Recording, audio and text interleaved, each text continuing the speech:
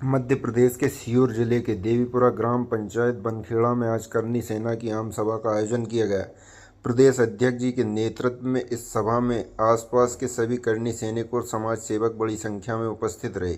मां विंध्यवासिनी देवी धाम परिसर में आयोजित इस कार्यक्रम में करनी सेना के कार्यकर्ताओं ने उत्साहपूर्वक अतिथियों का स्वागत किया और समाज के विभिन्न मुद्दों को लेकर अपनी आवाज़ बुलंद की। कार्यकर्ताओं ने साफ कहा कि हम पर हो रहे अत्याचार अब बर्दाश्त नहीं किए जाएंगे और भविष्य में एक मंच से मिलकर इसके खिलाफ संघर्ष किया जाएगा। सभा में रखी गई प्रमुख मांगें इस प्रकार रहीं।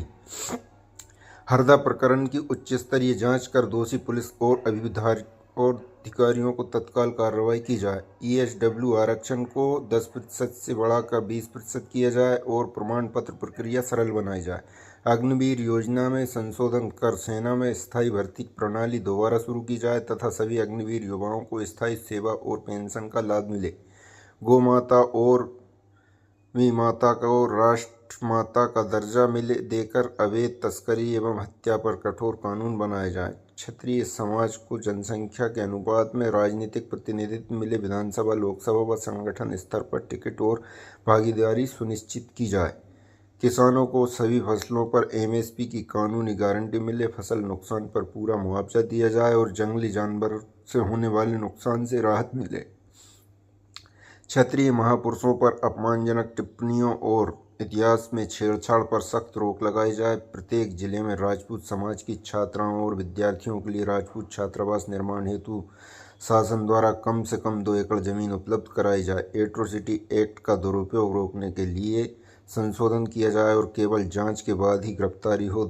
धार्मिक संपत्तियों और मंदिरों की जमीन मंदिरों के नाम दर्ज की जाए तथा उन पर कब्जे रोकने के लिए ठोस कदम उठाए जाएं।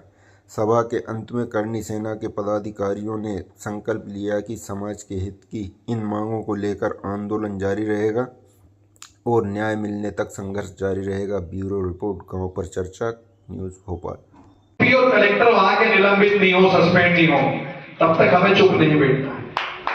और साथ में जिस जिले में अत्याचार किया है, जिस जिले में लाठीचार्ज किया है, उन अधिकारियों की सूची भी हमारे पास है। उन पे भी मुख्यमंत्री जी संज्ञान लें, नहीं तो लताड़ पड़ेगी। अभी अमित शाह की पड़ी थी ना बुला के, ऐसा लताड़ पड़ेगी कि छतरी नाराज है, पहिया तो घूम गया है। आपको मैं बता रहा हूं, अंदर अंदर सुखगाट है, गोल पहिया बहुत तेजी से घूम रहा है, क्योंकि समय है। आंखें ऊंची नीची छतरी ने करी कि अच्छे अच्छे साम्राज्य ढा गए, तो मोहन यादव जी भी गलत फहमी में नहीं रहे कि छतरी पर लाठी बरसाकर और हम चुप बैठ जाएंगे। हम बैठने वाली कौम नहीं है, तो बिठा देंगे जब तक नहीं बैठे। तो हरदा में जहां जहां पर उस दिन लाठीचार्ज हुआ है, उन भी अधिकारियों पे आप संज्ञान लें। और मैं चाहूंगा पार्टी से हटके, बीजेपी कांग्रेस से हटके, कि अगर वहां एक नेता भी दोषी है, कमल पटेल, तो उसके कारण हम पूरी बीजेपी को तो कटघरे में नहीं खड़ी कर सकते, या बीजेपी से हमें कोई द्वेष नहीं है। ये तो होना ही चाहिए। बीजेपी से कोई द्वेष नहीं है, ना कांग्रेस से द्वेष है। कांग्रेस के लोग क्यों गए, बीजेपी के लोग क्यों गए? तो कमल पटेल से द्वेष है तो हम सीधे उंगली कमल पटेल पे उठा के बोल रहे कि हमें कमल पटेल जैसे आदमी बीजेपी में नहीं चाहिए, नहीं तो अंजाम बुरा होगा। क्योंकि यहां व्यक्तिगत फिंगर पॉइंट करना पड़ेगा, व्यक्तिगत बुराई निकालना पड़ेगी। हम किसी पार्टी को बुरा नहीं बोल सकते एक तरह के एक व्यक्ति के हिसाब से। कमल पटेल ने पे लाठीचार्ज करा है और उसके इशारों पे हुआ है, तो हम कमल पटेल को दोषी बोलेंगे। और जब तक बीजेपी उसको हटाएगी नहीं, तब तक दम भी नहीं लेंगे।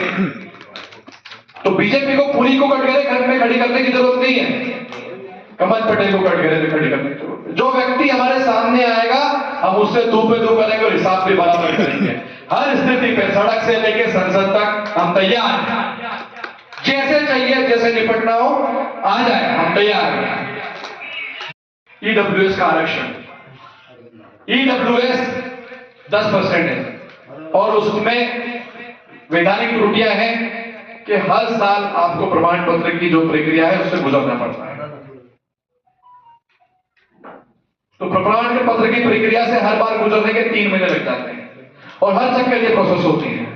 तो मैं चाहूंगा कि इसको सरलीकरण किया जाए और 20% हमको EWS किया जाए, क्योंकि स्वर्ण समाज के सभी लोग उसमें आते हैं, केवल राजपूत नहीं है, सभी समाज के लोग उसमें आते हैं। फिर पुनः अग्निवीर योजना 4 साल के लिए कर दी गई है और उनका कहना है 30 लाख रुपए हम देते हैं और आगे हम आपको बाहर कर देते हैं। तो क्या बैंक के बाहर हमारा बच्चा खड़ा रहेगा फौज में काम करने के बाद? महाराणा प्रताप जी के नाम से राजपूत छात्रावास बनाएंगे बालक और बालिकाओं के दोनों के लिए। तो 2-2 एकड़ की सरकार से हम हर जिले में मांग करते हैं। फिर तहसील पे करेंगे, हमें मूर्ति के लिए जगह चौराहे पे दे देते हैं 10x20 की बस, बंद कर दो, नहीं चाहिए। हमें महाराणा पार्क चाहिए जिसमें हम लाइब्रेरी बना सकें, जिसमें हम छात्रावास बना सकें, जिसमें इतिहास की सारी बुक रहे। जिस राजपूत बच्चे को पढ़ना है, बुक नहीं है तो वहां से बुक ले आके, जो पढ़ चुका है वो बुक जमा कर दे आके। तो जब मूर्ति लगाए हम तो इतना ध्यान रखें कि उसका सत्कार और उसका सम्मान का भी पूरा ध्यान रखें। तो हम राजपूत छात्रावास के लिए 2-2 एकड़ जमीन हर जिले में सरकार से मांग करते हैं। कोई गलत मांग तो नहीं है हमारी, होना चाहिए, क्योंकि हमारे भी बहुत सारे निर्धन राजपूत हैं जो आज दूसरों को दिलासा बोलना पड़ेगा। तो हम चाहते हैं कि समाज का नेतृत्व अधिक से अधिक दोनों ही पार्टी में हमें मिले। किसानों के समर्थन मूल्य, एमएसपी और घोड़ा रोग जैसी फसलों से हो रहे नुकसान को तुरंत प्रभाव से रोका जा सके।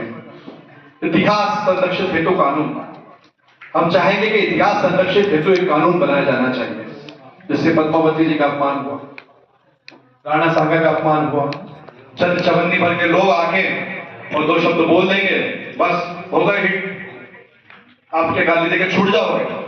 छोड़ने वाले नहीं हम तो लेंगे। और अभी आने तो 2027 में चुनाव, रामजीलाल सुमन को भी घोड़ा बनाएंगे, दौड़ेगा आगे आगे राजपूत समाज। तो मैं चाहता हूं कि इतिहास संरक्षित हेतु कानून बनना चाहिए, क्योंकि बहुत जगह ऐसा हुआ है, मिहिर बोस की प्रतिमा को लेके, या आप देखेंगे